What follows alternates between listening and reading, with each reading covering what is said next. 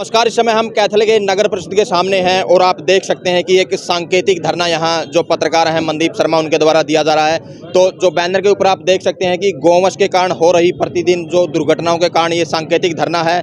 इसमें जो सामाजिक संगठन है वो भी जुड़े हैं और जो एमसी हैं शहर के जो मौजूद व्यक्ति हैं वो भी यहाँ मौजूद हैं, क्योंकि लगातार जो हर रोज़ आप देख सकते हैं कि जो बेसहारा जो गायें हैं जो सड़कों पर घूम रही हैं, जिनके कारण दुर्घटनाएं होती हैं और कहीं ना कहीं बड़ा कार्ड भी बनती हैं। तो क्या कुछ आइए बातचीत कर लेते हैं कि किन कारणों से इन्होंने धरने पर बैठना पड़ा, ऐसी क्या इनके सामने परेशानी आई कि ये जो मतलब पत्रकार हैं वो भी आज धरने पर बैठ गए।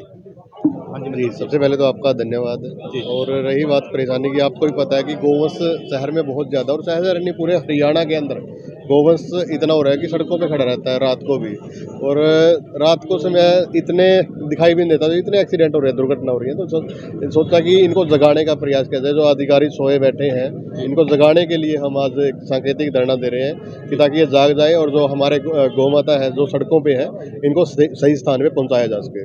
मनदीप जी, कई दिन पहले मैसेज आपने दे दिया था, उसके बाद क्या ये जैसे गौशाला के प्रधान है या जो नगर परिषद के अधिकारी हैं वो आपके पास आए नहीं कोई समाधान के लिए?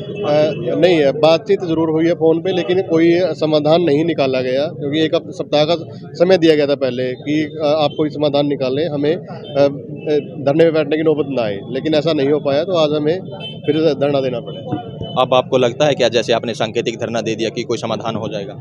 लगता है कि कोई समाधान ज़रूर निकलेगा। आपके धरने का जो समर्थन है किन किन लोगों ने किया है? मेरे धरने का अगर समर्थन राजनीति के लोगों की बात करें तो जो विपक्ष के हैं, जैसे पूर्व संसदीय सचिव है, अभी निर्दलीय ही है रामपाल माजरा जी, उन्होंने समर्थन किया है।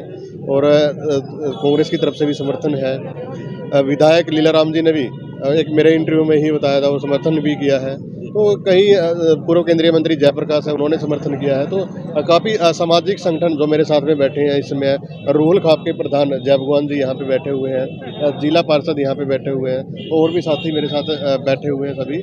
और जो खुद नगर परिषद पार्षद हैं वो भी मेरा समर्थन कर रहे हैं, साथ में बैठे हुए हैं। आपके साथ भी कोई घटना ऐसी हुई है जैसे गौवंश के कारण की आपने ये नौबत आई धरने की? ये घटना हर व्यक्ति के साथ हो चुकी है, मेरे साथ भी हो चुकी है, आपके साथ भी हो चुकी है। कोई व्यक्ति ऐसा नहीं होगा जो गोवंश की चपेट में नहीं आया होगा। तो ये थे जो मनदीप शर्मा जी जो पत्रकार हैं जिन्होंने धरने धरने जो सांकेतिक धरने पर आज बैठे हैं। तो केसाराम भी यहाँ मौजूद हैं, उनसे भी जानेंगे कि ये भी धरने का समर्थन है वो कर रहे हैं। जी केसाराम जी, क्या कहना चाहोगे? जी बिल्कुल। जैसे जो समस्या गौवंश के कारण बढ़ती दुर्घटनाओं की जो समस्या है वो कोई व्यक्ति विशेष की ना होकर समूचे समाज की है, जिससे पूरे नगर को दिक्कत है या ग्रामीणांचल से भी निकलने वाले सड़कों से जो भी लोग हैं उनको भी दिक्कत है, क्योंकि आए दिन दुर्घटनाएं इनके कारण होती है। वो कोई ये देख के पद पे बैठा है, सरकार में बैठा है, विपक्ष पे बैठा, वो बात नहीं है। ये राजनीतिक मुद्दा नहीं है, ये सामाजिक मुद्दा हमारे समाज से जुड़ा हुआ है। और 2013 के अंदर जब सरकारी जो नरेंद्र मोदी जी प्रतिनिधित्व कर रहे थे उसका बीजेपी का, ये बोल रहे थे कि हम काला धन लेके आएंगे। रामदेव बाबा कह रहे थे काला धन लेके आए, काला धन तो आया को नहीं है, काले काले है खागड़ मारे लेकर छोड़ दिए। जो दुर्घटना का मुख्य कारण बढ़ रहे हैं, इनको ना तो धर्मशाला वाले उठ रहे, ना किसान रख सकते। अब आज गाय है कहाँ? दो ही जगह, या तो किसान के खेत में है या सड़कों पर। और सरकार कहती है अब पीछे बजट के अंदर भी हमने इतने करोड़ों रुपए गोवंश के लिए बढ़ा दिए, लेकिन वो है कहाँ? वो आए तो लगे तो, लेकिन वो लगते नहीं है। सरकार के ऐसो राम में कभी इस सरकार के कारण हर व्यक्ति सड़क के ऊपर है, चाहे वो कर्मचारी हो, चाहे किसान हो, चाहे आज पत्रकार समूह बच रहा था वो भी सड़कों पे आ गया। तो ये मतलब ये चौगले की सरकार में हर व्यक्ति दुखी है। और हम तो किसानों की तरफ से लगा लो या आम जनता की तरफ से जब ये मानने हैं कि हम सड़क से निकल रहे हैं तो दुर्घटना हमारी आंखों के सामने, पता नहीं कितनी सड़कों पर कोई मोटरसाइकिल बिड़ा हुआ मिल जाए, कोई गाड़ी बिड़ी हुई मिल जाए, तो वो देखकर हमारे जो मन में टीस होती है ना, उसका कारण ज़्यादातर गौवंश होता है। और उसी के कारण आज मनदीप भाई ने जो पहल किया इस सामाजिक मुद्दा में हम सभी के साथ। तो जो एमसी हैं सुशीला शर्मा वो भी धरने का जो समर्थन है वो कर रही हैं, तो उनसे जानेंगे।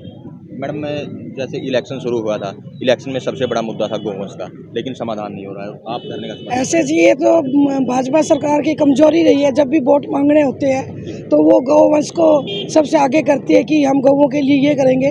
सिर्फ वोट बैंक बनाने के लिए उन्होंने गौवंश को एक माध्यम बनाया हुआ है और कुछ नहीं करते। सिर्फ कागजों के आधार पर ये घोषणाएं करते हैं और घोषणाएं करके सिर्फ कागजों तक सिमट जाते हैं।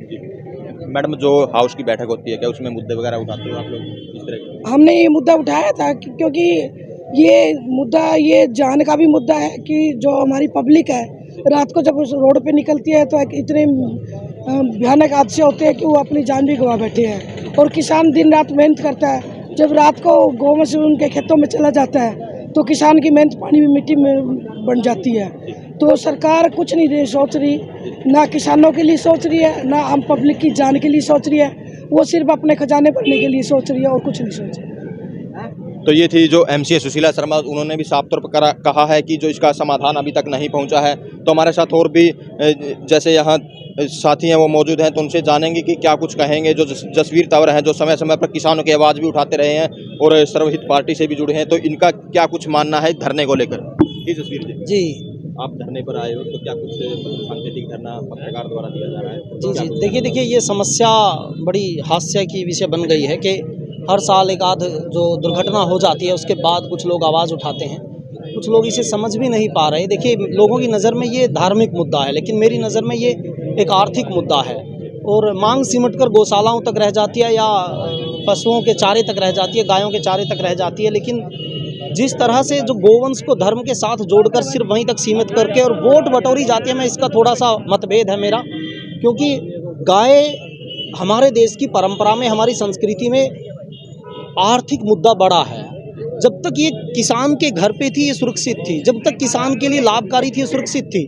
सरकार को उन पॉलिसियों पर काम करना होगा। जब गाय से किसान को लाभ होगा तो कोई सुरक्षा की आवाज़, शहरों में जो गाय हैं उस ज़रूरत ही नहीं, क्योंकि गांव में रहनी चाहिए गाय, खेत में रहनी चाहिए।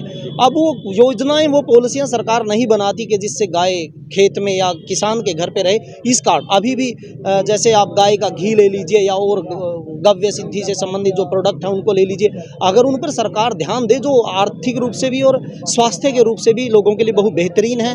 मतलब मैं तो कहता हूं जिसे एक एजेंडा बनाना चाहिए एक्सपोर्ट को लेकर, तब गाय की रक्षा हो पाएगी। ये बड़ा विषय है, केंद्र सरकार तक का विषय है, नहीं तो सिर्फ वोट बटोरी जाती हैं, हर बार नारे लगाए जाते हैं, एक बजट में कुछ पैसा दे दिया जाता है गौशालाओं को और फिर स्थिति वही रहती है, गाय भी मरती हैं और दुर्घटना से लोग भी मरते हैं। ये स्थायी समाधान नहीं है। सरकार को गंभीरता से, जो लोग सच में अगर गाय की चिंता करते हैं तो किसान के घर तक गाय रहे, वहाँ पले, इस पर पॉलिसी बनानी होगी। तो ये थे जसवीर तंवर जी, जिन्होंने बताया कि किस तरह से जो गायों को हम बचा सकते हैं। तो अब जो गोरक्षा दल के सदस्य हैं राजू डोहर जी, वो भी मौजूद हैं, उनसे भी जानेंगे कि किस तरह से धरने का जो ये समर्थन कर रहे हैं, क्या कुछ कहना चाहते हैं, कितनी की जो समस्या शहर में गौवंश के कारण हो रही है। देखिए सर, ये समस्या कैथोलिक ही नहीं पूरे राज्य की है और मैं तो कहूँगा पूरे देश की है।